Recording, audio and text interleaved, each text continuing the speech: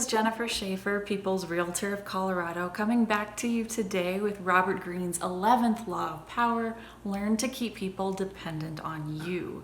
And this is a great real estate law because, of course, as we discussed in Law 8 video, you don't ever want to seem desperate because that gives the other party in the transaction more power over you that they can leverage to get a better deal at your expense.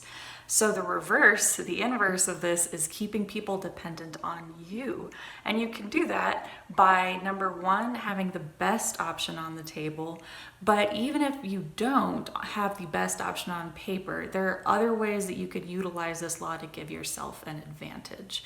And for example, if you are a person who thinks that the best offer on paper always wins, I disagree. Again, go back and check out the Law 8 video.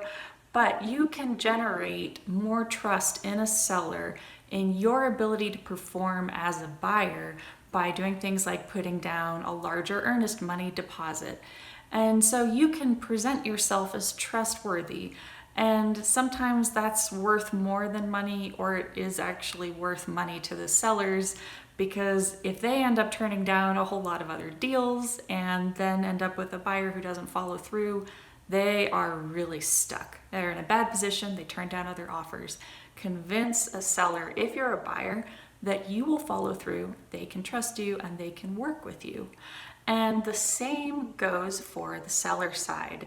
You can make buyers dependent on you by, even if you don't have their favorite house. Let's say they have a strict move-in deadline because they're starting a brand new job, or their kids have to be moved in and ready to go before the beginning of a school year. In that case, you offering more concessions in terms of timelines for closing and possession can actually get you to have a buyer that you otherwise wouldn't be able to earn. So again, it's really useful to know what the other party wants and needs, if at all possible, and then use that information to figure out what you can do to make them dependent on you by either having the best offer for them or having an irreplaceable offer for them, which is the best case scenario. And really, I know it's tempting to think that people just go for the highest dollar amount. Sometimes they do, a lot of times they do. It's not always the case.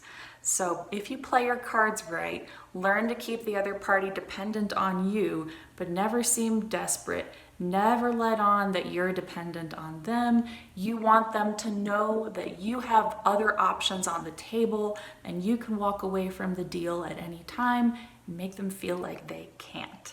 So that's Robert Greene's 11th Law of Power, learn to keep people dependent on you.